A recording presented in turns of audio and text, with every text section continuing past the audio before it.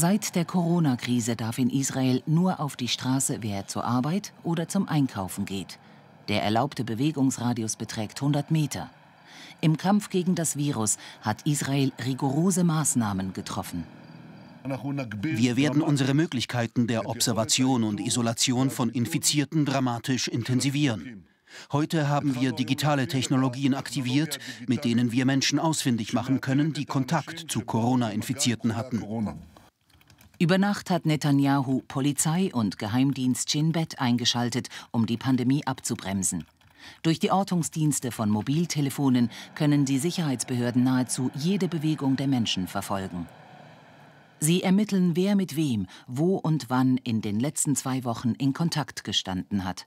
Alle Kontaktpersonen bekommen dann vom Gesundheitsministerium eine SMS mit der Aufforderung, sich sofort in häusliche Quarantäne zu begeben. Auch Inbar Besek wurde mit dieser SMS in Quarantäne geschickt. Die Handyüberwachung ist für sie ein zu großer Eingriff in ihre Persönlichkeitsrechte. Auch weil sie überzeugt ist, dass sie keinen Kontakt zu Infizierten hatte. Im fraglichen Zeitraum sei sie zu Hause gewesen. Sie vermutet, dass ein Infizierter an ihrer Gartenmauer vorbeigefahren ist. Wenn der Staat solche Methoden anwendet, sollte man den Bürgern wenigstens die Möglichkeit geben, die Entscheidung anzufechten und nicht einseitig vom Staat mit Hilfe des Geheimdienstes in Quarantäne geschickt werden. Die Regierung rechtfertigt die Überwachung mit dem Gesundheitsnotstand. Der Geheimdienstexperte Ronen Bergmann kritisiert den Tabubruch, Persönlichkeitsrechte zu opfern. Bisher hatte die Regierung nur im Kampf gegen Terroristen und Schwerverbrecher Zugang zur digitalen Überwachung des Geheimdienstes.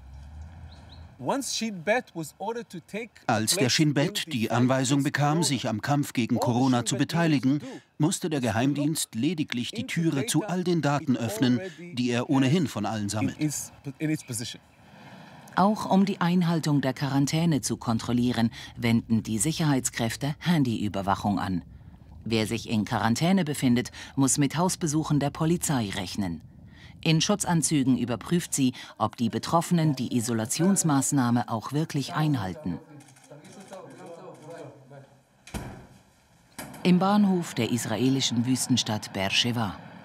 Polizisten in Schutzanzügen nehmen einen Mann fest, der mit dem Coronavirus infiziert ist und in Quarantäne sein müsste. Doch er war aus dem Krankenhaus geflohen. Sein Handy hat seinen Fluchtweg verraten. Die Beamten konnten ihn in einem Zug lokalisieren, abfangen und zurück in die Quarantäne bringen. Unbescholtene Bürger geraten ins Netz der digitalen Überwachung. Telefonieren, surfen, zahlen mit Kreditkarte, alles hinterlässt Spuren.